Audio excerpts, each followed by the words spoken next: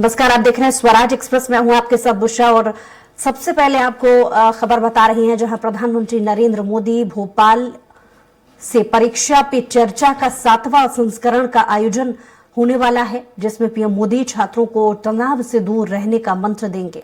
Board परीक्षा की तैयारियों को लेकर चर्चा कर रहे हैं और ये सीधी तस्वीरें भी हम आपको दिखा रहे हैं। तरह से अवसर उपलब्ध हो रहे हैं, किस तरह की अपॉर्चुनिटीज मिल रही है युवाओं को, उसकी भी चर्चा होगी। प्रधानमंत्री जब बच्चों के साथ संवाद करेंगे तो केवल परीक्षाओं के बारे में ही नहीं बातचीत होगी, बल्कि आने वाले समय में युवाओं को 2047 तक विकसित भारत की जो बात होती है, तो 2047 के विकसित भारत होने तक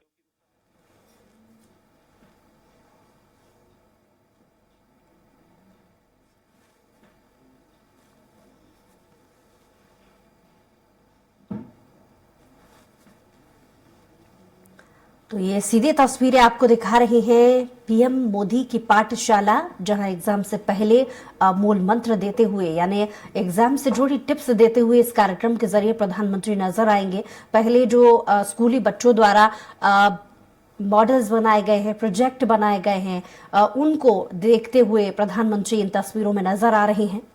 यानी ये जो विशेष कार्यक्रम है छात्रों का, जिसमें प्रधानमंत्री सीधे चर्चा करने वाले हैं, कार्यक्रम की शुरुआत हो चुकी है और ये सीधी तस्वीरें जहां प्रधानमंत्री सबसे पहले बच्चों के किए गए जो प्रोजेक्ट तैयार किए गए हैं उन्हें देख रहे हैं।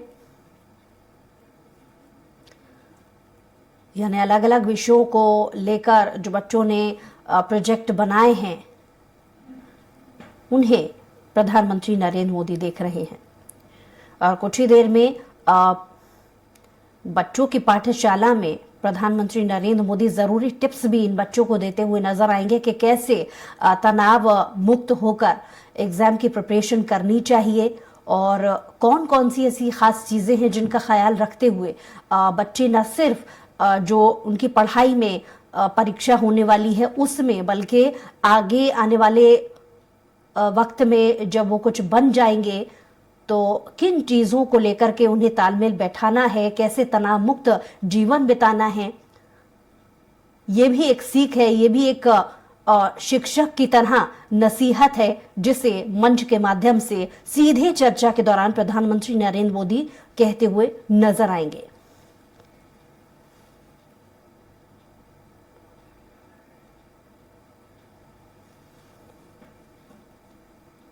तो फिलहाल जो तस्वीरें आप देख रहे हैं ये सीधी तस्वीरें हैं जहां स्कूली बच्चों के द्वारा बनाए गए प्रोजेक्ट और मॉडल्स वो देख रहे हैं कि अब तक इन छात्रों ने जो पढ़ा है उसे बतौर एक मॉडल के रूप में बनाया है अपनी परीक्षा से पहले, और क्या क्या इन बच्चों में हुनर है अपनी सोच के हिसाब से उन्होंने इन प्रोजेक्ट के माध्यम से आकृतियां बनाई हैं। इसका एक प्रैक्टिकल मॉडल बनाया है जिसे प्रधानमंत्री निहार रहे हैं, देख रहे हैं और जाहिर है उत्साहवर्धन भी कर रहे हैं। जाहिर है इन बच्चों को जब प्रधानमंत्री की तरफ से प्रोत्साहित किया जाएगा तो ये आने वाले भविष्य के लिए ऐसी और भी नई गणनाओं को रचेंगे। इसी सोच के साथ में ये 7वां परीक्षा पर चर्चा का जो कार्यक्रम है यानी पीएम मोदी की पाठशाला वो किया जा रहा है। गौरतलब है कि ये पहली बार नहीं है, इसके पहले भी प्रधानमंत्री ने इन स्कूली बच्चों से इसी तरीके से इंटरेक्ट किया है उनके परीक्षा से पहले, जहां पर वो जरूरी टिप्स देते हुए नजर आते हैं कि कैसे परीक्षा में उन्हें तैयारी करना है और तनाव मुक्त रहना है। हमने पिछले जो सेशन रहे हैं इस कार्यक्रम के, क्योंकि ये 7वीं बार परीक्षा पर चर्चा है, इसके पहले के जो 6 और कार्यक्रम हुए हैं प्रधानमंत्री की तरफ से जिसमें वो स्कूली बच्चों के साथ इंटरेक्ट हुए हैं, तब हमने देखा है कि न सिर्फ उन्होंने परीक्षा पर बल्कि जीवन में किस तरीके से हर चुनौती का सामना करना है, हर चुनौती एक परीक्षा की तरह ही है। इन परीक्षाओं में कैसे तनाव मुक्त रहकर जीवन को आगे बढ़ाया जाता है, ये नसीहत अपने खुद के अनुभव से प्रधानमंत्री नरेंद्र मोदी ने बच्चों से साझा की है। और इस बार भी इसी मकसद से कि आने वाली पीढ़ी को, आने वाली जनरेशन को नई चुनौतियों के लिए किस तरीके से तैयार किया जाए, क्योंकि ये वही बच्चे हैं जो आने वाले वक्त में युवा होंगे और युवाओं से ही उम्मीद की जाती है कि वो अपने जीवन में आगे बढ़ें और देश का नाम रोशन करें। तो इसी मकसद के साथ प्रधानमंत्री नरेंद्र मोदी इस पाठशाला को हर बार लेते आए हैं। ये 7वां कार्यक्रम है।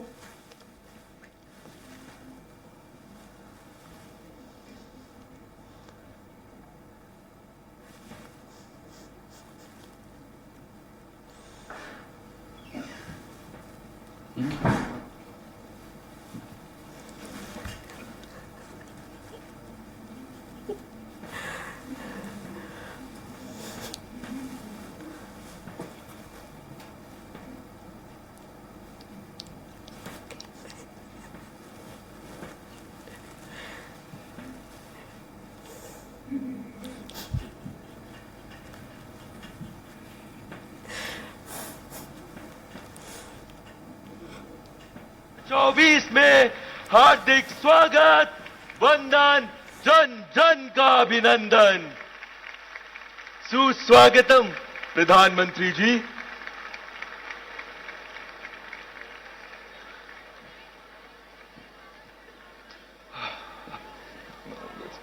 परीक्षा पे चर्चा के 7वें संस्करण के अवसर पर हम सब के प्रेरणा पुंज माननीय प्रधानमंत्री जी के सम्मान में स्वागत संबोधन हेतु आमंत्रित कर रहे हैं देश के शिक्षा, कौशल विकास और उद्यमशीलता मंत्री श्री धर्मेंद्र प्रधान जी को।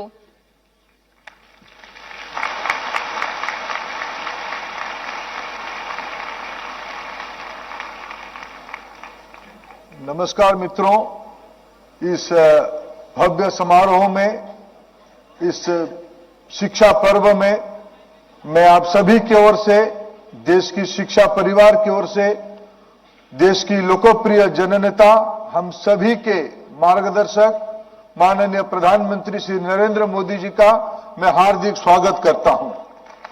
मित्रों, हम सभी के परम सौभाग्य है आज के इस कार्यक्रम में जिनके बारे में वर्णन करते हुए हमारे एक नन्हे एंकर ने कहा राष्ट्र शिल्पी। ये सही बात है। हम एक उत्कृष्ट समय पे सब एकत्रित हुए हैं, एक सही समय पे एकत्रित हुए हैं जब माननीय प्रधानमंत्री जी ने हम सभी के सामने एक लक्ष्य रखा है। 2047 तक भारत को एक विकसित देश बनाना है, एक डेवलप नेशन बनानी है। आप ही के नेतृत्व में बनेगा, आप ही के कंधे पे बनेगा। और इसीलिए मैं इसको एक ऐतिहासिक उत्सव कहता हूं। परीक्षा पे चर्चा आज एक जन आंदोलन का रूप ले चुका है। प्रधानमंत्री जी समय निकाल के एक राष्ट्र गुरु के नाते राष्ट्रीय शिक्षा नीति की व्यवहारिक क्रियान्वयन के लिए बच्चों के सामने सबसे जो एक चुनौती रहता है परीक्षा। प्रधानमंत्री जी कहते हैं परीक्षा की परीक्षा ले डालो, निडर होके, कॉन्फिडेंट होके हमारी अंदर ऐसा ही मोटिवेशन आए कि हम परीक्षा को हराएं, परीक्षा को विजय बनाएं, तभी तो 2047 में विकसित भारत होगा। मैं पुनः माननीय प्रधानमंत्री जी को इस 7वें एडिशन में, 7th एडिशन में स्वागत करता हूं। आपकी सभी की ओर से स्वागत करता हूं। बहुत बहुत धन्यवाद।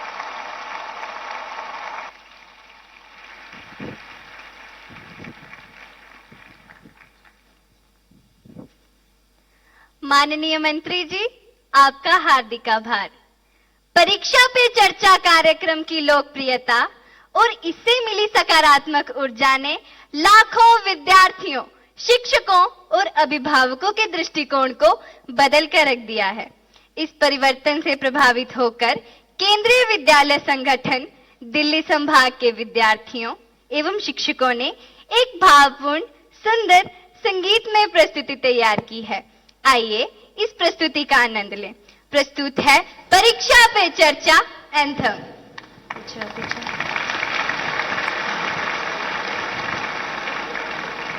Yes.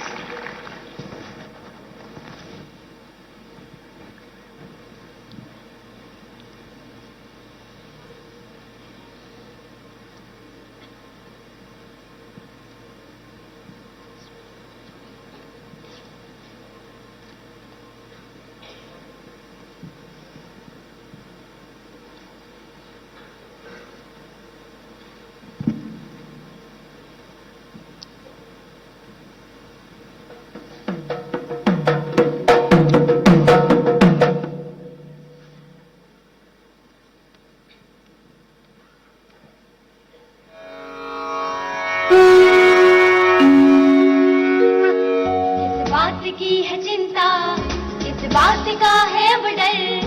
कुछ भी नहीं कठिन है, हम ठान ले जो अगर। जीवन परीक्षाओं से है भरा, आओ करें परीक्षा पे चर्चा। जीवन परीक्षाओं से है भरा, आओ करें परीक्षा पे चर्चा।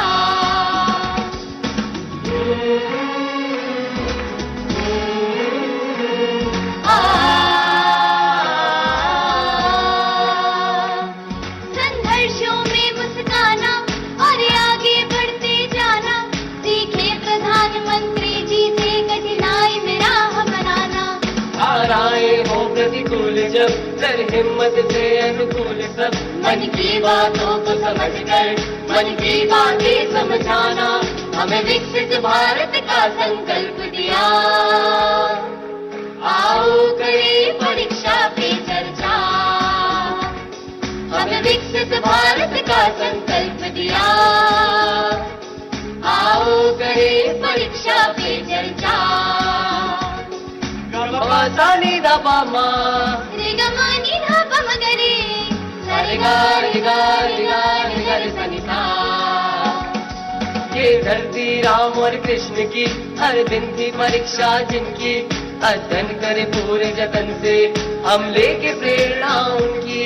मेधावी प्रतिभाशाली, रख दृष्टि अर्जुन वाली, कोई जीतने से क्या रोके जो हमने शपथ उठा ली। देखो आदित्य को हमने लक्ष्य किया, आओ करें परीक्षा पे चर्चा। देखो आदित्य को हमने लक्ष्य किया, आओ करें परीक्षा पे चर्चा। हम सबको चलना होगा अब कदम से कदम मिलाकर, जीतेंगे हर मुश्किल से शिक्षा की मशाल जलाकर। कीमत समझे समय की और लगा दे जान की बाजी, हर दिशा में भारत दमके जैसे हो प्रखर प्रभाकर। इस अमृत काल में खुल के मुस्कुरा, आओ करें परीक्षा पे चर्चा। इस अमृत काल में खुल के मुस्कुरा, आओ करें परीक्षा पे चर्चा। किस बात की है चिंता, किस बात का है अब डर। कुछ भी नहीं कठिन है, हम ठान ले जो अगर।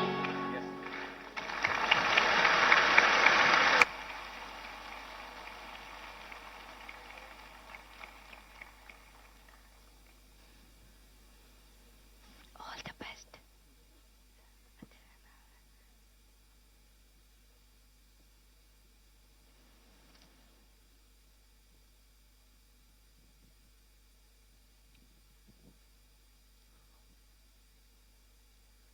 इस शानदार प्रस्तुति के लिए हार्दिक आभार।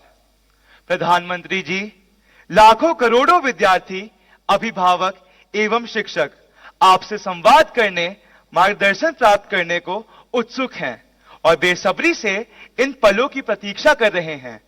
कृपया परीक्षा पे चर्चा 2024 शुरू करने हेतु मंच पर पधारें। PM sir please.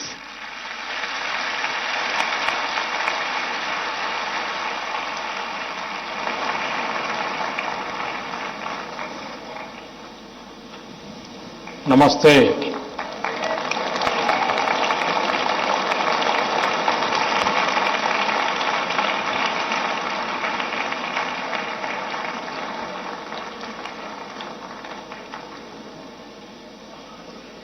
अभी मैं हमारे सभी विद्यार्थी साथियों ने कुछ न कुछ इनोवेशन किए हैं, अलग अलग प्रकार की आकृतियां बनाई हैं, नेशनल एजुकेशन पॉलिसी को आकृतियों में ढालने का प्रयास किया है।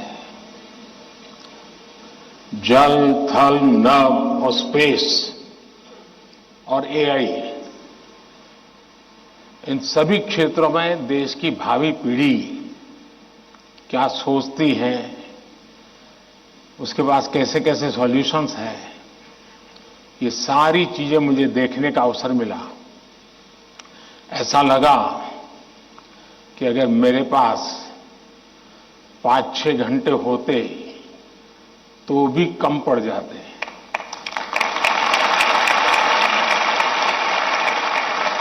क्योंकि सबने एक से बढ़कर एक प्रस्तुति की है। तो मैं उन विद्यार्थियों को, उनके टीचर्स को, उनके स्कूल को बहुत बहुत बधाई देता हूं और आपसे भी आग्रह करता हूं कि आप जाने से पहले उस एग्जीबिशन को जरूर देखें और उसमें क्या है उसको समझने की कोशिश करें और अपनी स्कूल में वापस जाने के बाद अपने जो अनुभव है वो जरूर और विद्यार्थियों के साथ शेयर करें। करेंगे? इधर से आवाज आई, उधर से नहीं आई, उधर से नहीं आई। करेंगे?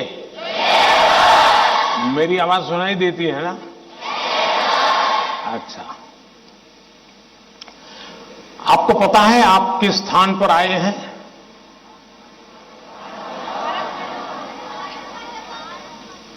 आप उस स्थान पर आए हैं जहां भारत मंडपम के प्रारंभ में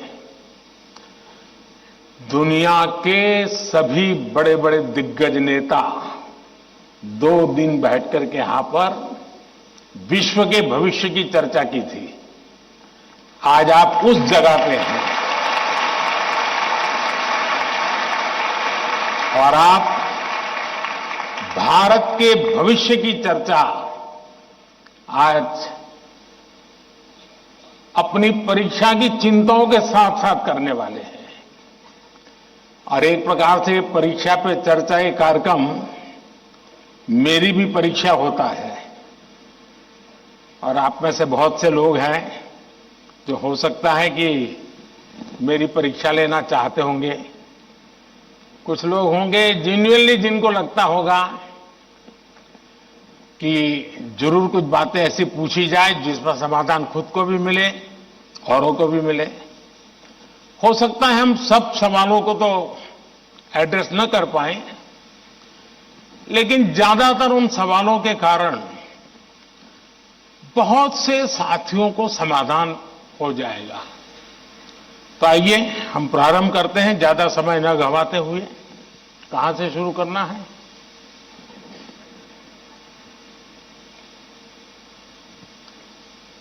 प्रधानमंत्री जी, आपके प्रेरक वचनों के लिए हार्दिक आभार। यही जज्बा रहा तो मुश्किलों का हल निकलेगा।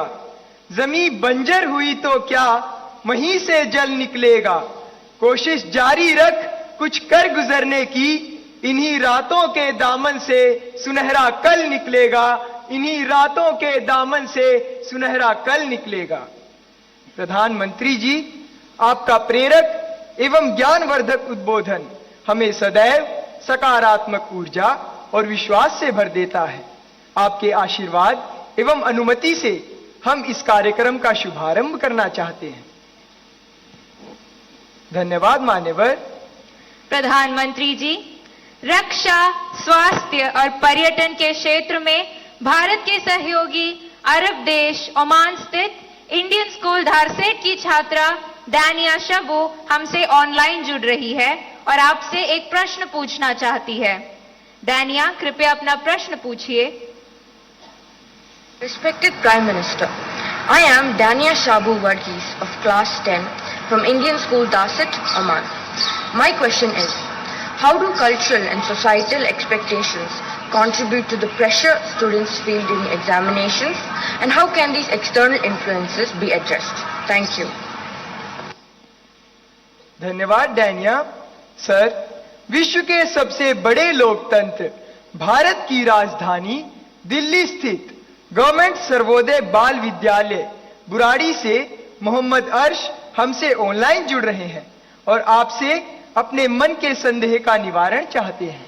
मोहम्मद अर्श, कृपया अपना प्रश्न पूछिए।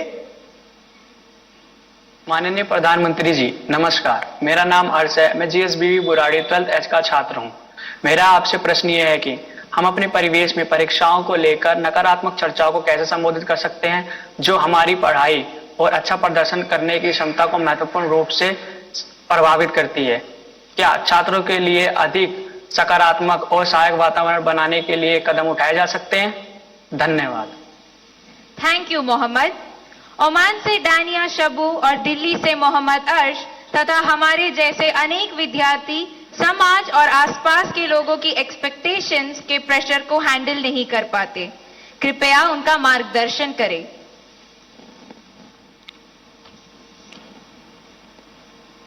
शायद मुझे बताया गया कि ये परीक्षा पे चर्चा का 7वां एपिसोड है और जितना मुझे याद है मैंने देखा है कि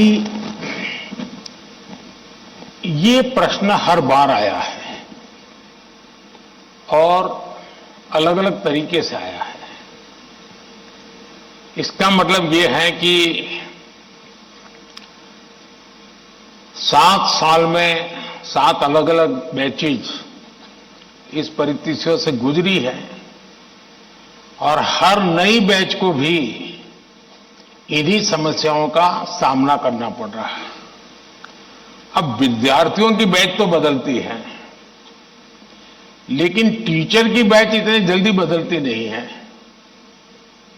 अगर टीचर्स ने इन अब तक जितने मेरे एपिसोड हुए हैं उसमें मैंने इन बातों का जो वर्णन किया है, अगर उसका कुछ न कुछ उन्होंने अपने स्कूल में एड्रेस किया हो तो शायद हम इस समस्या को धीरे धीरे कम कर सकते हैं। उसी प्रकार से हर परिवार में ज्यादातर हो सकता है बड़े बेटे ने या बेटी ने पहले एक आध बार ये ट्रायल हुआ हो लेकिन उनके लिए ज्यादा एक्सपीरियंस नहीं है। लेकिन हर मां बाप ने किसी न किसी रूप में इस समस्या को जरूर अनुभव किया है। अब सवाल यह है कि इसका समाधान क्या हो। हम ये तो नहीं कह सकते भाई स्विच ऑफ, प्रेशर बंद, ऐसा तो नहीं कर सकते। तो हमने अपने आप को एक तो किसी भी प्रकार के प्रेशर को झेलने के लिए सामर्थ्यवान बनाना चाहिए। रोते बैठना नहीं चाहिए, मान के चलना चाहिए कि जीवन में आता रहता है, दबाव बनता रहता है, तो खुद को तैयार करना पड़ता है। अब जैसे कभी आप उस स्थान पे जाते हैं जहां ठंड ज्यादा है और आप किसी गर्म इलाके में रहते हैं तो हम मन को तैयार करते हैं कि आज अब मुझे 3-4 दिन के बाद ऐसे इलाके में जाना है जहां ठंड ज्यादा है। तो मन से आप तैयार करते हैं तो धीरे धीरे तो लगता है, पहुंचने के बाद कभी लगता है यार मैंने तो सोचा था उससे तो ठंड कम है, क्योंकि आपने मन से तय कर लिया है। और इसलिए आप टेम्परेचर कितना है कितना नहीं वो देखने की जरूरत नहीं पड़ती, आपका मन तैयार हो जाता है। वैसे ही दबाव को हमने अपने तरीके से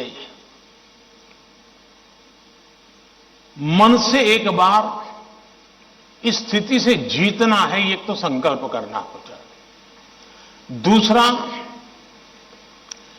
कि जरा दबाव के प्रकार देखें। एक तो दबाव होता है खुद ने ही जो अपने लिए तय करके रखा है कि सुबह 4 बजे उठना ही उठना है, रात को 11 बजे तक पढ़ना ही पढ़ना है, आपने तो इतने आंसर सॉल्व करके ही जीतना है, और बड़ा दबाव खुद ही अनुभव करते हैं। मैं समझता हूं हमने उतना स्ट्रेच नहीं करना चाहिए कि जिसके कारण हमारी एबिलिटी ही टूट जाए। हमने स्लोली इंक्रीमेंट करना चाहिए। चलिए भाई, कल मैंने 7 क्वेश्चन सॉल्व किए थे रात को, आज 8 करूंगा, फिर मुझे, वरना मैं 15 तय करूं और 7 ही कर पाऊं तो सुबह उठता हूं, यार देखो कल तो कर नहीं पाए, आज करूंगा। तो एक खुद भी दबाव के प्रेशर पैदा करते हैं। हमने इसको थोड़ा साइंटिफिक तरीके से कर रहे हैं। दूसरा, मां बाप प्रेशर पैदा करते हैं, ये क्यों नहीं किया, वो क्यों नहीं किया, क्यों सोता रहा, चलो जल्दी उठते नहीं हो, पता नहीं एग्जाम है, और यहां तक कहते हैं देख वो तेरा दोस्त क्या करता है, तू क्या करता है।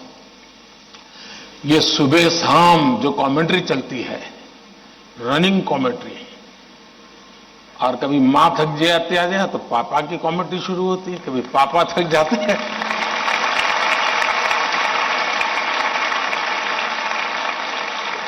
तो बड़े भाई की कमेंट्री शुरू हो जाती है, और वो अगर कम पढ़ता है तो स्कूल में टीचर की। फिर या तो कुछ लोग ऐसे हैं, जा तुमको जो करना है कर लो, मैं अपना ऐसे ही रहूंगा। कुछ लोग इसे सिंसियर लेते हैं, लेकिन ये दबाव का दूसरा प्रकार है। तीसरा ऐसा भी होता है कि जिसमें कारण कुछ नहीं, समझ का अभाव है,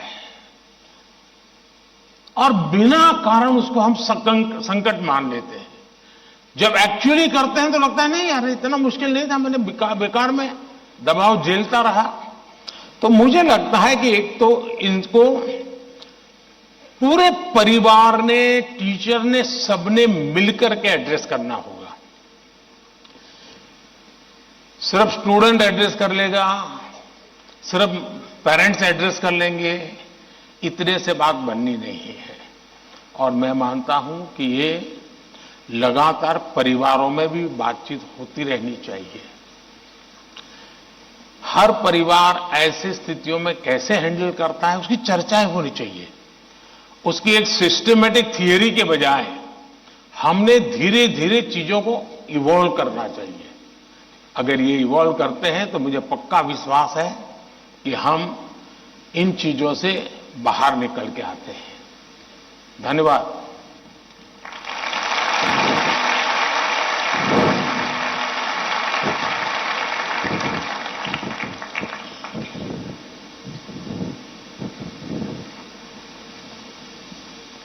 पीएम सर, प्रेशर झेलने का मार्ग सुझाने के लिए आपका धन्यवाद।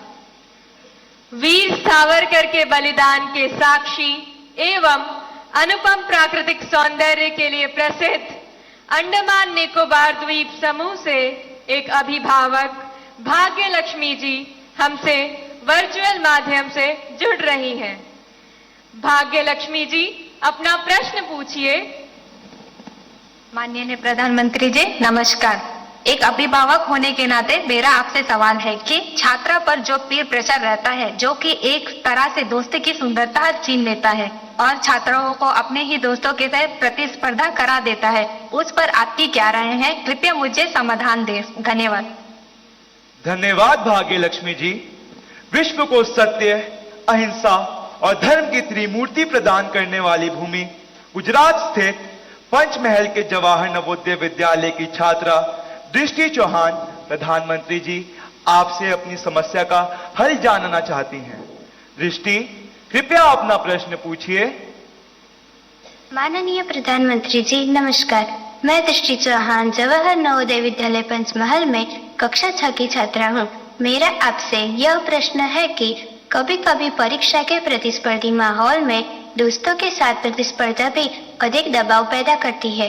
कृपया सुझाव दें कि इससे कैसे बचा जा सकता है। आप मुझे इस पर अपना मार्गदर्शन प्रदान करें। धन्यवाद सर। धन्यवाद दृष्टि। नेचुरल ब्यूटी से भरपूर, बारिश की पहली बूंदों से भीगने वाला राज्य केरल में स्थित केंद्रीय विद्यालय क्रमांक 1 कालीकट से स्वाति दिलीप हमसे ऑनलाइन जुड़ रही हैं और आपसे अपना प्रश्न पूछना चाहती हैं। स्वाति, कृपया अपना प्रश्न पूछिए। Namaskar, Honorable Prime Minister, sir. I am Swati Dilip, a class 11 student from PM Sri Kendriya Vidyalaya number 1 Calicut of Ernakulam region. Sir, could you please guide us on how, in this competitive world, we can avoid unhealthy and unnecessary competition, and also how to not take peer pressure into our heads. Thank you, sir. धन्यवाद स्वाति।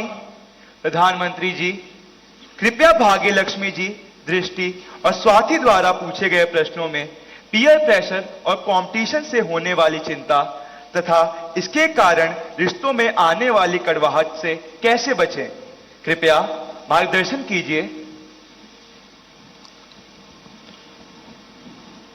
अगर जीवन में चुनौतियां न हो, स्पर्धा न हो,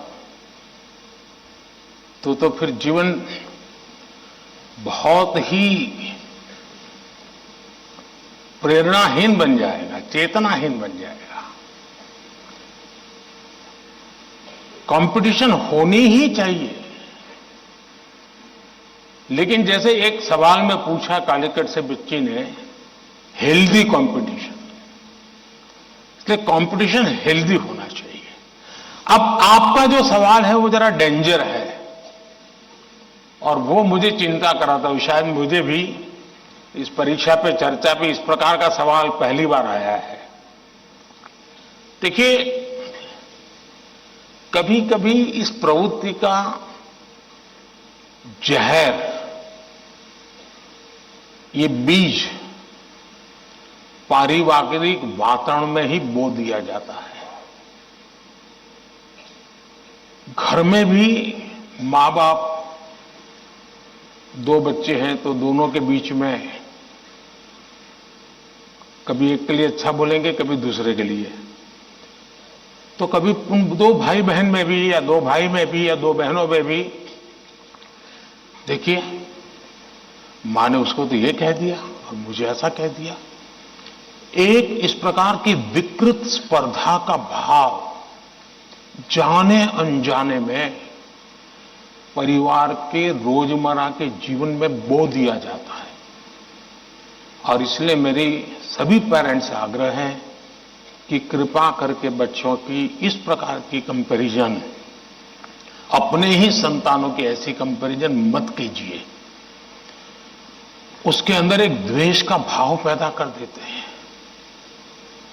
और वो परिवार में भी कभी न कभी लंबे समय के बाद वो बीज एक बहुत बड़ा जहरीला वृक्ष बन जाता है।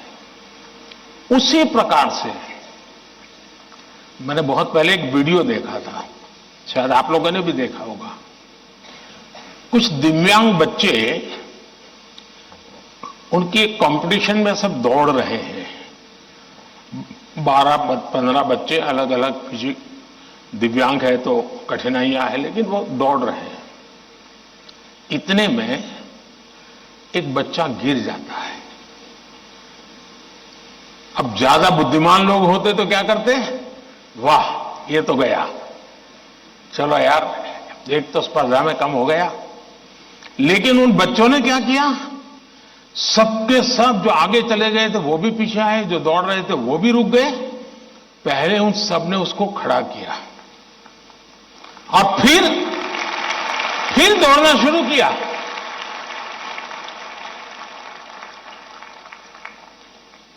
सचमुच में ये वीडियो दिव्यांग बच्चों के जीवन का भले होगा, लेकिन हम लोगों को भी ये बहुत बड़ी प्रेरणा और बहुत बड़ा संदेश दे देता है। अब तीसरा विषय है कि आपके दोस्त से आपको किस चीज की स्पर्धा है भाई? मान लीजिए 100 मार्क्स का पेपर है। अगर आपका दोस्त 90 ले गया तो क्या आपके लिए 10 मार्क बचा है क्या? आपके लिए 10 मार्क बचा है क्या? आपके लिए भी तो 100 है ना? तो आपको उससे स्पर्धा नहीं करनी है, खुद से करनी है। खुद से करनी है कि वो 100 में से 90 लाया, मैं 100 में से कितना लाऊं। उससे द्वेष करने की जरूरत ही नहीं है। एक्चुअली तो वो आपके लिए इंस्पिरेशन बन सकता है। और अगर यही मानसिकता रहेगी तो क्या करेंगे आप? अपने से तेज तर्रार व्यक्ति को दोस्ती नहीं बनाएंगे। आप ऐसे जिसकी कुछ चलती नहीं बाजार में उसी को दोस्त बनाएंगे और खुद बड़े ठेकेदार बन के घूमते रहोगे। सचमुच में तो हमसे प्रतिभावान दोस्त ढूंढने चाहिए। हमने जितने ज्यादा प्रतिभावान दोस्त मिलते उतना हमारा भी तो काम बढ़ता है, हमारा स्पिरिट भी तो बढ़ता है। और इसलिए कभी भी हमने इस प्रकार का ईर्ष्या भाव कतई ही अपने मन में नहीं आने देना चाहिए। और तीसरा, मां बाप के लिए भी बहुत बड़ा चिंता का विषय है। मां बाप हर बार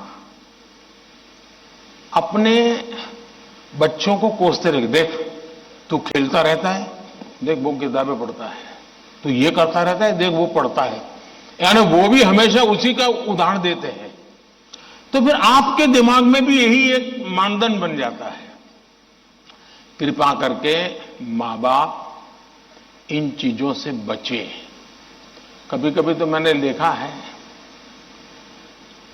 कि जो मां बाप अपने जीवन में ज्यादा सफल नहीं हुए हैं, जिनको अपने पराक्रम, अपनी सफलता या अपनी सिद्धियां के विषय में दुनिया को कुछ कहने को नहीं है, बताने को नहीं है, तो वे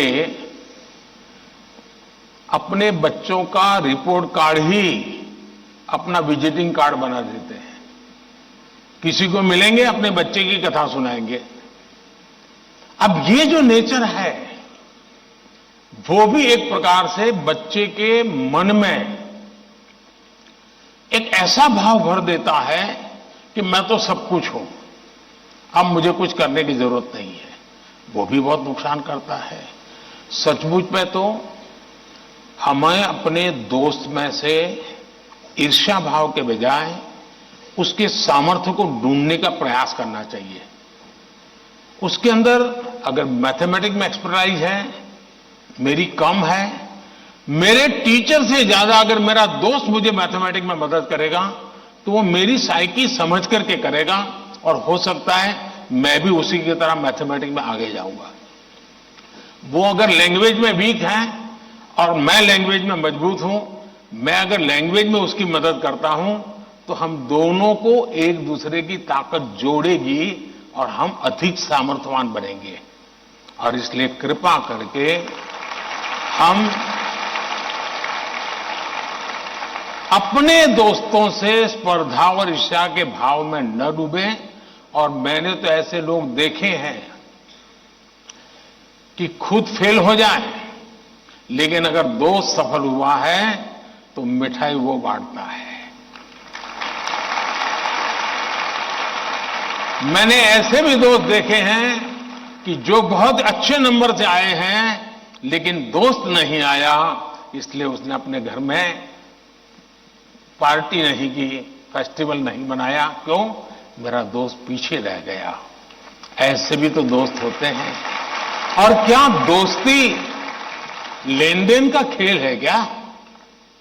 जी नहीं, दोस्ती ये लेन देन का खेल नहीं है। जहां कोई प्रकार का इस प्रकार का लेना देना नहीं है, निर्व्याज प्यार होता है, वही तो दोस्ती होती है। और ये जो दोस्ती होती ना, वो स्कूले छोड़िए जिंदगी भर आपके साथ रहती है। और इसलिए कृपा करके दोस्त हमसे ज्यादा तेजस्वी तपस्वी हमें चुनने चाहिए और हमेशा उनसे सीखने का प्रयास करना चाहिए। धन्यवाद।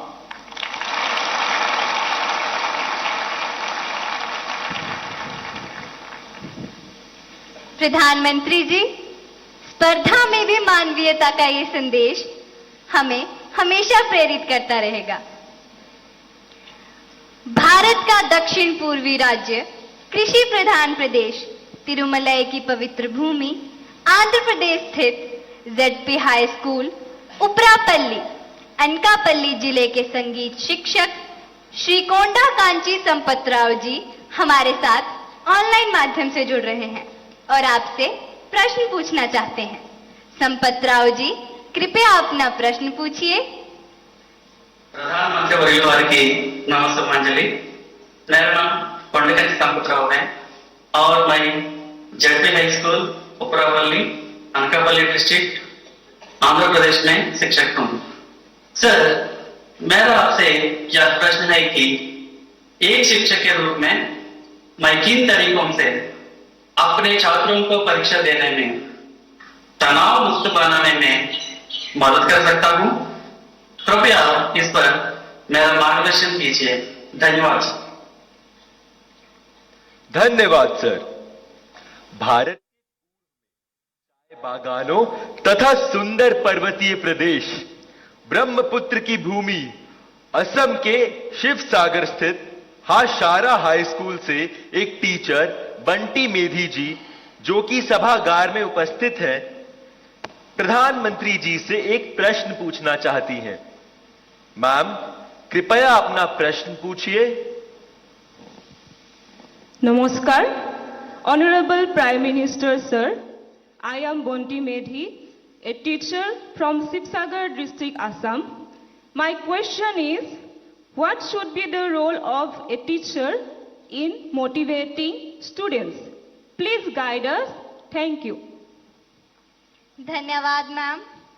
प्रधानमंत्री जी, कृपया आंध्र प्रदेश के संगीत शिक्षक श्री संपत राव जी और सभागार में उपस्थित शिक्षिका बंटी मेथी जी द्वारा पूछे गए इन प्रश्नों में वे परीक्षा के समय शिक्षकों की भूमिका के विषय में जानना चाहते हैं कि वे किस प्रकार विद्यार्थियों को तनाव मुक्त रहने में सहायता करें। कृपया समस्त शिक्षक वर्ग का मार्गदर्शन कीजिए। पहले तो मैं समझता हूं जो संगीत के टीचर हैं वो तो अपने क्लास नहीं, पूरी स्कूल के बच्चों का तनाव खत्म कर सकते हैं।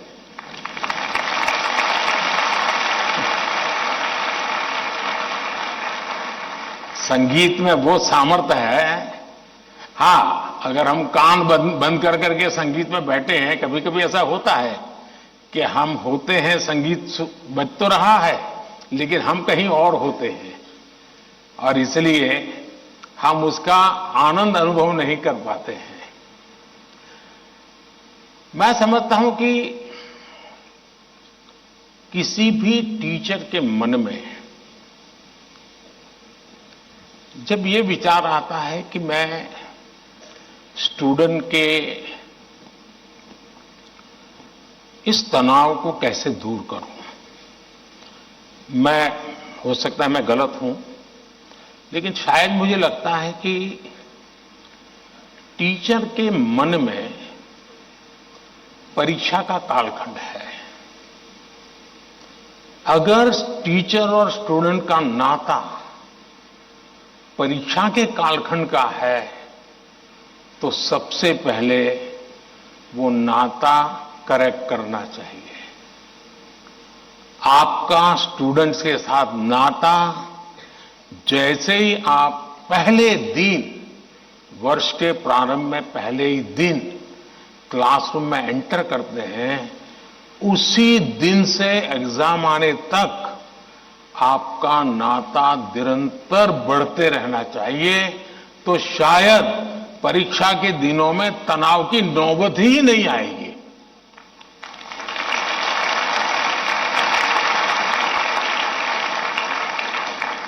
आप सोचिए, आज मोबाइल का जमाना है, स्टूडेंट के पास भी आपका मोबाइल होगा ही होगा। क्या कभी किसी स्टूडेंट ने आपको फोन किया है, कॉल पर कांटेक्ट किया है कि मुझे ये तकलीफ हो रही है, मैं चिंता में हूं? कभी नहीं किया होगा। क्यों? क्योंकि उसे लगता ही नहीं है कि मेरी जिंदगी में आपका कोई विशेष स्थान है। उसको लगता है कि आपका मेरा नाता सब्जेक्ट है, मैथ्स है, केमिस्ट्री है, लैंग्वेज है। जिस दिन आप सिलेबस से आगे निकल करके उससे नाता जोड़ोगे तो वो अपनी छोटी मोटी दिक्कतों के समय भी जरूर आपसे अपने मन की बात करेगा। अगर ये नाता है तो एग्जाम के समय तनाव की स्थिति पैदा होने की संभावना ही खत्म हो जाएगी। आपने कई डॉक्टर्स देखे होंगे, उन डॉक्टर में डिग्री तो सबके पास होती है, लेकिन कुछ डॉक्टर्स जो जनरल प्रैक्टिशनर्स होते हैं वो ज्यादा सफल इसलिए होते हैं कि पेशेंट आकर के जाने के बाद एक आध दिन के बाद फिर उसको फोन करते हैं कि भाई आपने वो दवाई ठीक से ले ली थी, कैसा है आपका। वो दूसरे दिन अपने अस्पताल आएगा तब तक इंतजार करने के बजाय बीच में एक आध बार बात कर लेते हैं, और वो बॉन्डिंग होता है ना, वो उसको आधा ठीक कर देता है। आप में से कोई टीचर ऐसे हैं, मान लीजिए किसी बच्चे ने बहुत अच्छा किया और जाकर के उस परिवार में बैठ करके कहा भाई आज तो मैं मिठाई खाने आया हूं, आपके बच्चे ने इतना शानदार कर दिया, आज आपसे मिठाई खाऊंगा। आपको कल्पना आती है कि उस मां बाप को जब आप, बच्चे ने तो बताया ही होगा घर में जाकर के कि आज मैं ये करके आया हूं, लेकिन एक टीचर खुद जाकर के अगर बताता है तो उस परिवार में टीचर का आना, टीचर का बताना उस बच्चे को भी ताकत देगा और परिवार भी कभी कभी और कुछ सोचता होगा। जब टीचर ने आके कहा तो परिवार भी सोचा यार मेरे बच्चे में ये तो शक्ति हमें मालूम नहीं थी, लेकिन टीचर ने जो वर्णन किया वाकई हमें थोड़ा ध्यान देने की जरूरत है। तो आप देखेंगे कि एकदम से माहौल बदल जाएगा। और इसलिए पहली बात यह है, परीक्षा के समय तनाव दूर करने के लिए क्या करना, उसके लिए तो मैंने बहुत कुछ कह चुका हूं, मैं उसको रिपीट नहीं करता हूं। लेकिन अगर वर्ष भर आपका उसके साथ नाता रहता है, मैं तो कभी कभी पूछता हूं कई टीचरों को कि भाई आप 30 साल से टीचर हैं, जो पहले बार आपके यहां पढ़ाई करके गए होंगे शुरू में, अब तो उनकी शादी हो गई होगी, क्या कोई आपका स्टूडेंट अपना शादी का कार्ड देने आया था क्या? 99% टीचर मुझे कहते हैं कि नहीं, कोई स्टूडेंट नहीं आया। मतलब हम जॉब करते थे, हम जिंदगी नहीं बदलते थे। टीचर का काम जॉब बदलना नहीं है, टीचर का काम जॉब करना नहीं है, टीचर का काम जिंदगी को संवारना है, जिंदगी को सामर्थ्य देना है, और वही परिवर्तन लाता है। धन्यवाद।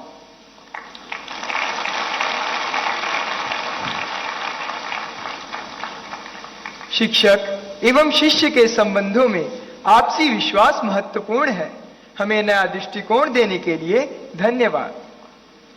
अद्भुत जनजातीय संस्कृति को समेटे पूर्वोत्तर भारत के राज्य त्रिपुरा के प्रणवानंद विद्या मंदिर पश्चिम त्रिपुरा की छात्रा आद्रिता चक्रवर्ती हमसे ऑनलाइन जुड़ रही हैं तथा परीक्षा के तनाव से मुक्ति हेतु माननीय प्रधानमंत्री जी से अपनी समस्या का समाधान चाहती हैं।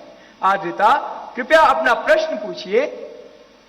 नमस्कार माननीय प्रधानमंत्री महोदय, मेरा नाम आद्रिता चक्रवर्ती है। मैं प्रणवानंद विद्या मंदिर पश्चिम त्रिपुरा में कक्षा 12वीं की छात्रा हूँ। मेरा आपसे यही प्रश्न है कि पेपर खत्म होने के आखिरी कुछ मिनटों में मैं घबरा जाती हूँ और मेरा लिखावट भी बिगड़ जाती है। मैं इस स्थिति से कैसे निपटूं? मुझे इसका समाधान दीजिए। धन्यवाद श्रीमान। Thank you Adrita. प्राकृतिक संसाधनों से भरपूर दान का कटोरा के रूप में प्रसिद्ध राज्य छत्तीसगढ़ स्थित जवाहर नवोदय विद्यालय करप कांकेर के छात्र शेख तैफुर रहमान ऑनलाइन माध्यम से जुड़ रहे हैं तथा परीक्षा के तनाव से मुक्ति के लिए मार्गदर्शन चाहते हैं। तैफुर रहमान, कृपया अपना प्रश्न पूछिए। प्रधानमंत्री महोदय नमस्कार, मेरा नाम शेख तैफुर रहमान है। मैं पीएम श्री जवाहर नवोदय विद्यालय कांकेर छत्तीसगढ़ का छात्र हूँ। मान्यवर, परीक्षा के दौरान अधिकांश छात्र घबराहट महसूस करते हैं, जिसके कारण वे मूर्खतापूर्ण गलतियां कर बैठते हैं, जैसे कि प्रश्नों को सही ढंग से ना पढ़ना आदि। मान्यवर, मेरा आपसे यह प्रश्न है कि इन गलतियों से कैसे बचा जाए। कृपया अपना मार्गदर्शन दें। धन्यवाद। शुक्रिया तैफूर। उड़ीसा आदर्श विद्यालय कटक से हमारे बीच इस सभागार में एक छात्रा राजलक्ष्मी आचार्य मौजूद है। वे प्रधानमंत्री जी से प्रश्न पूछना चाहती हैं। राजलक्ष्मी, कृपया अपना प्रश्न पूछिए। ऑनरेबल प्राइम मिनिस्टर, जय जगन्नाथ। किस तरफ है राजलक्ष्मी? हाँ। जय Jagannath. My name is Rajalakshmi Acharya. I am from Odisha Adarsh Vidyalaya, Jokidola Banki, Cuttack. Sir, my question is, it is easy to say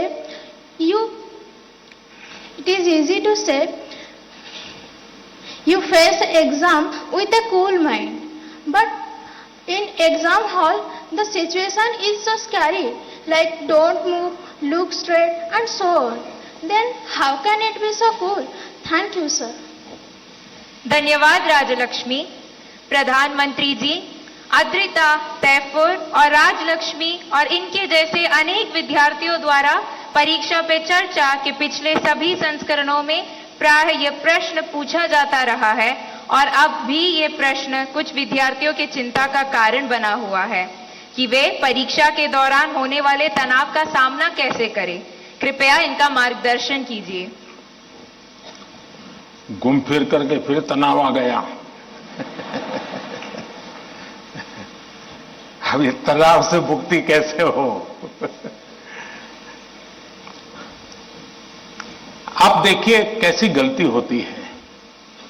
कुछ गलतियां यानी रोजमर्रा की हम थोड़ा ऑब्जर्व करें तो पता चलेगा।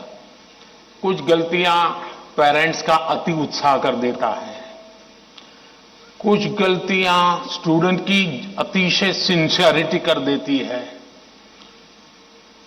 मैं समझता हूं इससे बचा जाए। जैसे मैंने देखा है कि कुछ माँ बाप को लगता है कि आज एग्जाम है तो बेटे को नई पेन ला करके दो, जरा कपड़े अच्छे पहना करके भेजो, तो उसका काफी समय तो उसमें एडजस्ट होने में ही जाता है। शर्ट ठीक है कि नहीं है, यूनिफॉर्म ठीक पहना है कि नहीं पहना है। माँ बाप से मेरा आग्रह है जो पेन रोज उपयोग करता है ना वही दीजिए आप। यहां वहां पेन दिखाने थोड़ा जा रहा है वो। और परीक्षा के समय किसी को फुर्सत नहीं है, आपका बच्चा नया पहन करके आया, पुराना पहन के आया। तो ये साइकी उनको बाहर आना चाहिए। दूसरा, कुछ ऐसी चीजें खिला करके भेजेंगे, तुझे एग्जाम है ये खा के जाओ, एग्जाम है ये खा के जाओ, तो उसको और मुसीबत होती है जिसका वो कंफर्ट नहीं है। आवश्यकता से अधिक उस दिन खाना, फिर मां कहे अरे तुम्हारा तो एग्जाम सेंटर इतना दूर है, तुम रात आते आते 7 बज जाएगा, ऐसा करो कुछ खा के जाओ, फिर कहेगी कुछ लेके जाओ। उसको वो रेजिस्ट करने लगता है, नहीं मैं नहीं ले जाऊंगा। वहीं से तनाव शुरू हो जाता है, घर से निकलने से पहले हो जाता है। तो मेरी सभी पेरेंट्स से अपेक्षा है और मेरा सुझाव है कि आप उसको अपनी मस्ती में जीने दीजिए। एग्जाम देने जा रहा है तो उत्साह उमंग के साथ चला जाए, बस जो उसकी रोजमर्रा की आदत है वैसा ही रहे वो। फिर जो सिंसियर स्टूडेंट है उनका प्रॉब्लम क्या होता है, दरवाजे तक किताब छोड़ते नहीं, दरवाजे तक। अब आप अचानक इस प्रकार से इवन रेलवे स्टेशन पर भी जाते हैं ना, तो कभी ट्रेन की एंट्री और आपकी एंट्री ऐसा होता है क्या? आप 5-10 मिनट पहले जाते हैं, प्लेटफॉर्म पर खड़े रहते हैं, कहां आपका डिब्बा आएगा उसका अनुमान लगाते हैं, फिर उस जगह पे जाते हैं, फिर सोचते हैं कि पहले कौन सा लगेज अंदर ले जाऊंगा, फिर कौन सा, यानी मन आपका तुरंत अपने आप को ट्रेन आने से पहले ही सेट करने लग जाता है। वैसे ही आपका जो एग्जामिनेशन हॉल है, हो सकता है वो कोई सुबह से आपके लिए खोल के नहीं रखेंगे, लेकिन 10-15 मिनट पहले तो अलाउ कर ही देते हैं। तो आराम से जैसे ही खुले अंदर पहुंच जाइए और आराम से बैठिए मस्ती से। जरा पुरानी कोई हंसी मजाक की चीजें हैं तो उसको जरा याद कर लीजिए, और दोस्ती बगल में तो एक आध चुटकुला सुना दीजिए। हंसी मजाक में पल 5-10 मिनट बिता दीजिए। कुछ नहीं है जान पाने, कम से कम एक डीप ब्रीथिंग करिए, बहुत गहरा सांस लीजिए, धीरे धीरे 8-10 मिनट खुद के लिए जिए। आप खुद में खो जाइए, एग्जाम से बाहर निकल जाएंगे। अब फिर जब आपके हाथ में क्वेश्चन पेपर आएगा तो आप कंफर्ट होंगे। वरना क्या होता है, वो आया कि नहीं, वो देखा कि नहीं, वो कैसा है, फला नहीं, टीचर कहां दिखता है, सीसीटीवी कैमरा है। अरे आपका क्या काम है जी, सीसीटीवी कैमरा किसी भी कोने पर पड़ा है, तेरा क्या लेना देना है जी। हम इन्हीं चीजों में लटके रहते हैं जी, और वही बिना कारण हमारी शक्ति समय वेस्ट करता है। हमने खुद में ही खोए रहना चाहिए। और जैसा ही क्वेश्चन पेपर आ जाए तो कभी कभी तो आपने देखा होगा कि अगर आप फर्स्ट बेंच पर आपका नंबर आया है, लेकिन क्वेश्चन पेपर वो पीछे से बांटना शुरू करता है, तो आपका दिमाग फटकता है। देखिए, मेरे से तो 5 मिनट पहले उसको मिलेगा, मुझे 5 मिनट बाद में मिलेगा। ऐसा ही होता है ना, ऐसा होता है ना। अब ऐसी चीजों में अपना दिमाग खपाओगे कि पहले क्वेश्चन पेपर मुझे मिला कि 20 नंबर के बाद मिला, तो आप अपनी एनर्जी, आप परिस्थिति तो पलट नहीं सकते। टीचर ने वहां से पूछा कि आप खड़े होकर नहीं कह सकते पहले मेरे से दो, ऐसा तो नहीं कर सकते।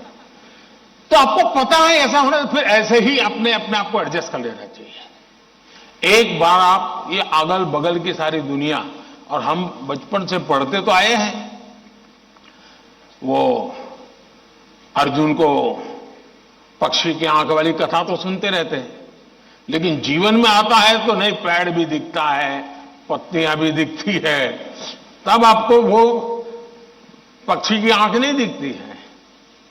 आप भी मन में कथाएं सुनते हैं, पढ़ते हैं, तो उसको जीवन में लाने का मौका होता है। तो पहली बात तो यह है कि इन सारी बाह्य चीजों से आप, दूसरा, परीक्षा में घबराहट का कभी कारण यह होता है, कभी लगता है समय कम पड़ गया, कभी लगता है कि अच्छा होता मैं वो क्वेश्चन पहले कर लेता। तो इसका उपाय यह है, पहले एक बार पूरा क्वेश्चन पेपर पढ़ लीजिए, फिर मन से तय कीजिए कि किस आंसर में कितना मिनट मोटा मोटा मेरा जाएगा, और उसी प्रकार से अपना समय तय कर लीजिए। अब खाना खाते हैं, आप खाने के लिए बैठते हैं तो घड़ी देख करके थोड़े खाते, भाई 20 मिनट में खाना खाना है। तो खाते खाते आदत हो ही जाती है, हाँ भैया इतने में 20 मिनट भी हो गया और खाना भी हो गया। इसके लिए कोई घड़ी और कोई बेल थोड़ा बचता है कि चलो अब खाना शुरू करो, अब खाना बंद करो, ऐसा तो होता नहीं है। तो ये प्रैक्टिस है। दूसरा मैंने देखा है कि आजकल जो सबसे बड़ी समस्या है, जिसके कारण ये समझ है, आप मुझे बताइए, आप एग्जाम देने जाते हैं, मतलब आप फिजिकली क्या करते हैं? आप फिजिकली पेन हाथ में पकड़ करके लिखते हैं, यही करते हैं ना। दिमाग अपना काम करता है, लेकिन आप क्या करते हैं? लिखते हैं। आज के युग में आईपैड के कारण, कंप्यूटर के कारण, मोबाइल के कारण मेरी लिखने की आदत धीरे धीरे कम हो गई है। जब भी एग्जाम में लिखना होता है, इसका मतलब हुआ कि मुझे अगर एग्जाम के लिए तैयार करना है तो मुझे अपने आप को लिखने के लिए भी तैयार करना है। आजकल बहुत कम लोग हैं जिनको लिखने की आदत है, और इसलिए डेली जितना समय आप अपने पठन पाठन में लगाते हैं स्कूल के बाद, उसका मिनिमम 50% टाइम, मिनिमम 50% टाइम आप खुद अपनी नोटबुक के अंदर कुछ न कुछ लिखेंगे। हो सके तो उस विषय पर लिखेंगे, और 3 बार 4 बार खुद का लिखा हुआ पढ़ेंगे और खुद का लिखा हुआ करेक्ट करेंगे। तो आपका जो इंप्रूवमेंट होगा किसी की मदद बिना इतना बढ़िया हो जाएगा कि आपको बाद में लिखने की आदत हो जाएगी। तो कितने पेज पे लिखना, इतना लिखने में कितना समय जाता है, ये आपकी मास्टरी हो जाएगी। कभी कभी मन से विषय आपको लगता है ये तो मुझे आता है। जैसे आप मान लीजिए कोई बड़ा प्रसिद्ध कोई गाना सुन रहे हैं, गाना बज रहा है तो आपको लगता है ये गाना तो मुझे आता है क्योंकि आपने बहुत बार सुना है। लेकिन एक बार गाना बंद करके जरा कागज पे लिखो ना वो गाना आता है क्या, तो पता चलेगा नहीं यार, सुनते समय जो मेरा कॉन्फिडेंस था, मुझे अच्छा लगता था और आता था, हकीकत में मुझे आता नहीं था। मुझे वहां से प्रॉम्प्टिंग होती थी, इसलिए मुझे वो लाइन याद आ जाती थी। और उसमें भी परफेक्ट शब्द के संबंध में जब बात आएगी तो मैं पीछे रह जाऊंगा। मेरी आज की पीढ़ी के साथियों से बहुत मेरा आग्रह है कि कृपा करके आपकी एग्जाम में एक बड़ी चैलेंज होती है लिखना, कितना याद रहा, सही रहा, गलत रहा, सही लिखते हैं, गलत लिखते हैं, वो तो बात का विषय है। आप अपना ध्यान प्रैक्टिस में इस पर कीजिए। अगर ऐसी कुछ चीजों पर अगर आप ध्यान केंद्रित करेंगे, मुझे पक्का विश्वास है कि एग्जाम हॉल में बैठने के बाद जो अनकंफर्ट या प्रेशर फील करते हैं वो आपको लगेगा ही नहीं, क्योंकि आप आदी हैं। अगर आपको तैरना आता है तो पानी में जाने से डर नहीं लगता है आपको, क्योंकि आप तैरना जानते हैं। आपने किताबों में तैरना ऐसे होता है और आप सोचते हैं हाँ मैं तो पढ़ा था भाई, हाथ पहले ऐसे करते, फिर दूसरा हाथ, फिर तीसरा हाथ, फिर चौथा हाथ, तो फिर आपको लगता है कि हाँ पहले हाथ पैर पैर दिमाग से खप कर लिया, अंदर जाते ही फिर मुसीबत शुरू हो जाती है। लेकिन जिसने पानी में ही प्रैक्टिस शुरू कर दी, उसको कितना ही गहरा पानी क्यों हो, उसको भरोसा होता है मैं पार कर जाऊंगा। और इसलिए प्रैक्टिस बहुत आवश्यक है, लिखने की प्रैक्टिस बहुत आवश्यक है। और लिखना जितना होगा शार्पनेस ज्यादा आएगी, आपके विचारों में भी शार्पनेस आएगी। और अपनी लिखी हुई चीज को 3 बार 4 बार पढ़ के खुद करेक्ट कीजिए। जितना ज्यादा खुद करेक्ट करोगे, आपकी उस पर ग्रिप बहुत ज्यादा आएगी, तो आपको अंदर बैठ करके कोई प्रॉब्लम नहीं होगा। दूसरा, अगल बगल में वो बड़ी स्पीड से लिख रहा है, मैं तो तीसरे क्वेश्चन पे अड़ा हुआ हूं, वो तो 7वें पर चला गया।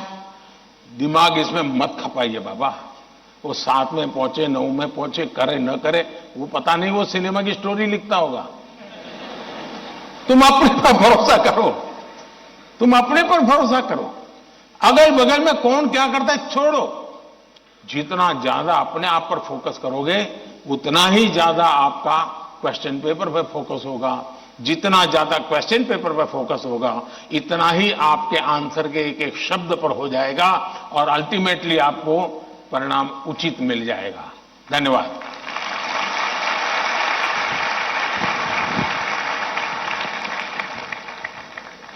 धन्यवाद पीएम सर। तनाव प्रबंधन का ये सूत्र जीवन भर हमें प्रेरित करेगा। प्रधानमंत्री जी, राजमंद राजस्थान के छात्र धीरज सुथार, जो कि government senior secondary school Kundwa में पढ़ते हैं, हमारे बीच इस हॉल में मौजूद हैं और आपसे प्रश्न पूछना चाहते हैं। धीरज, कृपया अपना प्रश्न पूछिए। नमस्ते माननीय प्रधानमंत्री जी, मैं धीरज सुथार, मैं राजकीय उच्च माध्यमिक विद्यालय कोंदवा राजसमंद राजस्थान से हूँ। मैं 12वीं कक्षा में अध्ययनरत हूँ। मेरा प्रश्न यह है कि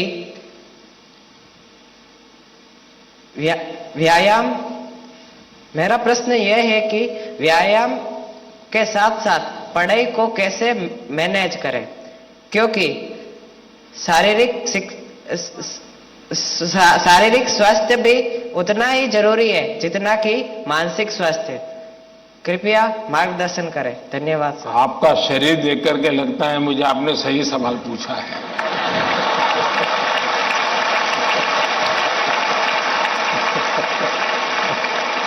और आपकी ये चिंता भी सही होगी।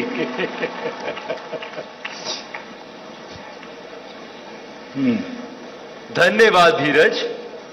अपनी सांस्कृतिक परंपरा और बर्फीली चोटियों पर तैनात सेना के जाबाजों के शौर्य के लिए विख्यात उत्तर भारत के प्रमुख केंद्र शासित प्रदेश लद्दाख के पीएम श्री केंद्रीय विद्यालय कारगिल की छात्रा नजमा खातून हमसे ऑनलाइन माध्यम से जुड़ रही हैं और प्रधानमंत्री जी आपसे प्रश्न पूछना चाहती हैं। नजमा, कृपया अपना प्रश्न पूछिए।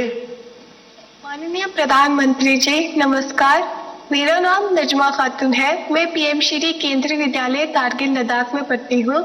मैं कक्षा 10वीं की छात्र हूँ। मेरा आपसे प्रश्न यह है कि परीक्षा की तैयारी और स्वस्थ जीवन शैली बनाए रखने के बीच संतुलन कैसे बना सकते हैं? धन्यवाद। शुक्रिया नजमा। पूर्वोत्तर भारत के रत्न जनजातीय बहुल राज्य अरुणाचल प्रदेश के नाहरलोगुन गवर्नमेंट हायर सेकेंडरी स्कूल से एक शिक्षिका टॉबे लामी जी इस सभागार में उपस्थित हैं और प्रधानमंत्री जी से प्रश्न पूछना चाहती हैं। नमस्कार माननीय प्रधानमंत्री जी, मेरा नाम तोबी लोमी है।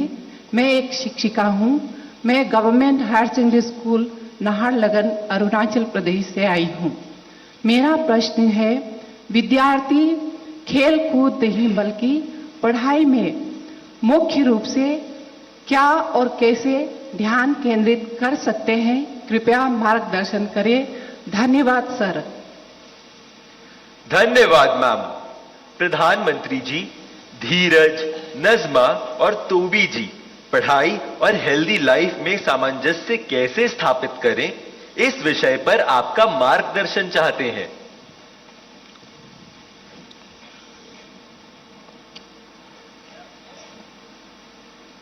आप में से बहुत सारे स्टूडेंट्स मोबाइल फोन का उपयोग करते होंगे और कुछ लोग होंगे शायद उनको घंटों तक मोबाइल फोन की आदत हो गई होगी।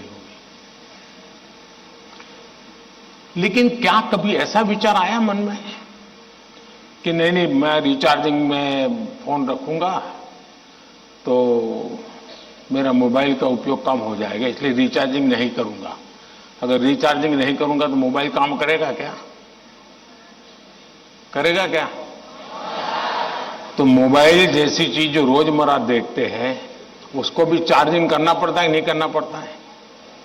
अरे जवाब तो दीजिए। रिचार्ज करना पड़ता है, नहीं करना पड़ता है? अगर मोबाइल को करना पड़ता है तो ये बॉडी को करना चाहिए, नहीं करना चाहिए?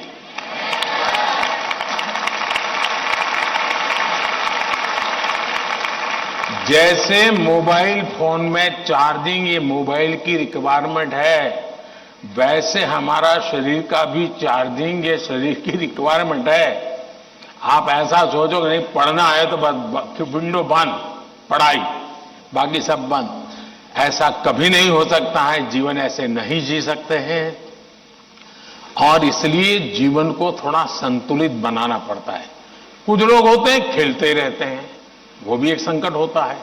लेकिन जब आपको एग्जाम देनी है, क्योंकि लौकिक लाइफ जीवन में इन चीजों का अपना महत्व है, इसको टाल नहीं सकते।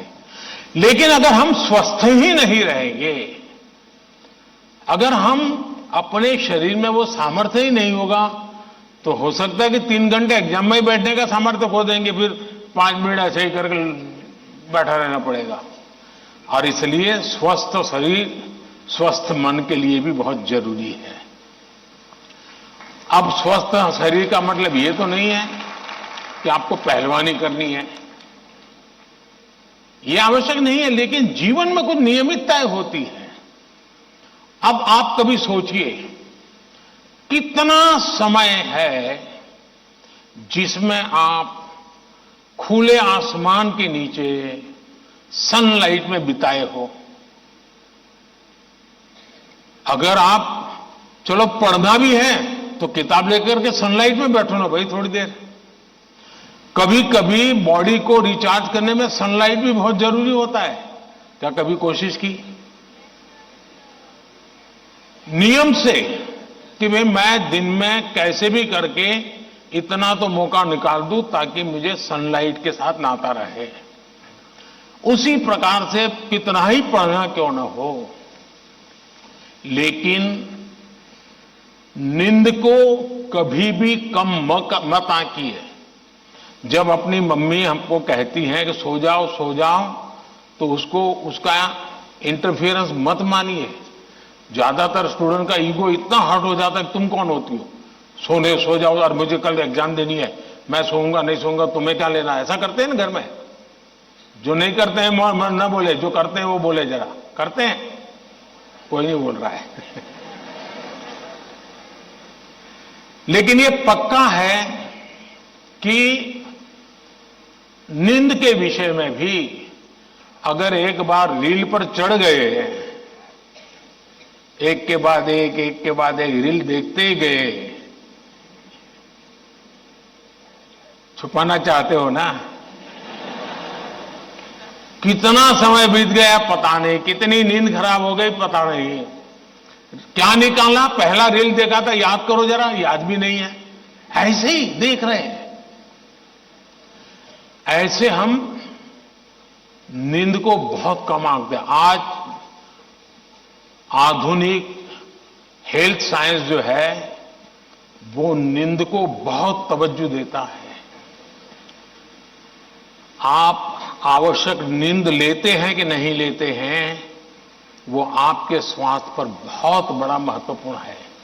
आपको उस पर ध्यान केंद्रित करना चाहिए। इसका मतलब ये भी नहीं कि बस एग्जाम तो आती रहेगी। मोदी जी को मिला था, उसने कहा है सो जाओ।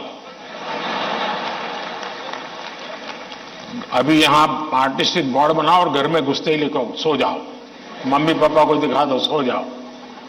ऐसा तो नहीं करेंगे ना। कम नींद स्वास्थ्य के लिए अनुचित है। कुछ अपवाद लोग होते हैं जिनको उन्होंने अपने एक ऐसे स्टेज पर बॉडी को ले गए हैं, उनको शायद उससे बाहर होंगे। सामान्य मानवीय के जीवन के लिए अनुचित है। आप कोशिश कीजिए कि आपकी रिक्वायर जितनी भी नींद है वो आप पूरी लेते हैं, और ये भी देखिए कि साउंड स्लीप है कि नहीं। बहुत गहरी नींद होनी चाहिए।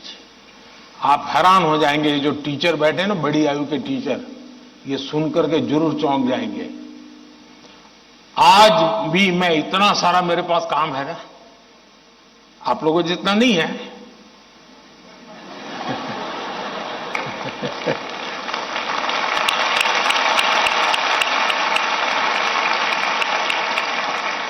लेकिन 365 दिन कोई अपवाद नहीं। अगर मैं बिस्तर पे लेटा नहीं कि 30 सेकंड में डीप स्लीप की तरफ नहीं चला गया था, होता नहीं। 30 सेकंड लगता है मुझे। आप में से बहुत छोटी आयु के भी होंगे, कभी इधर कभी उधर, कभी उधर कभी उधर, फिर नींद आई तो आई। क्यों? मेरा बाकी जो जागृत अवस्था का समय है उसमें बहुत जागृत रहता हूं मैं। तो जब जागृत हूं तो पूरी तरह जागृत हूं, जब सोया हूं तो पूरी तरह सोया हूं। और वो बैलेंस, जो बड़ी आयु के लोग हो परेशान होते होंगे, हाँ यार हमें तो नींद ही नहीं आती, आधा घंटा तो ऐसे ही करवट बदलते रहते हैं, और ये आप अचीव कर सकते हैं। फिर एक विषय है न्यूट्रिशन, संतुलित आहार। और आप जिस उम्र में हैं, उस उम्र में जिन चीजों की जरूरत है वो आपके आहार में है कि नहीं है। एक चीज पसंद है, बस खाते रहते हो, पेट भर जाता है, कभी मन भर जाता है, लेकिन शरीर की आवश्यकताएं पूरी नहीं करता है। 10th 12th का एक कालखंड ऐसा है जब आपके पास एग्जाम का वातावरण है, तो एक बार तय कीजिए कि मेरे शरीर को जितनी रिक्वायरमेंट है वो मैं लेता हूं। माँ बाप भी बच्चे को ऐसा ना करें, नहीं आज तो हलवा बनाया, जरा ज्यादा खा ले। कभी माँ बाप को भी लगता है कि क्वांटिटी ज्यादा खिला दी तो बच्चा आज खुश है। जी नहीं, उसके शरीर, और इसके लिए कोई अमीरी गरीबी का मुद्दा नहीं है। जो उपलब्ध चीजें होती हैं उसी में से मिल जाता है जी, उसमें सारी चीजें रहती हैं। कम से कम खर्च वाली भी चीजें होती हैं जो हमारे न्यूट्रिशन को कैटर कर सकती है। और इसलिए हमारे आहार में संतुलन, ये भी स्वास्थ्य के लिए उतना ही जरूरी है। और फिर एक्सरसाइज, हमने पहलवानी वाली एक्सरसाइज करें या ना करें अलग बात है, लेकिन फिटनेस के लिए एक्सरसाइज करना चाहिए। जैसे डेली टूथब्रश करते हैं ना, वैसे ही नो कॉम्प्रोमाइज एक्सरसाइज करनी चाहिए।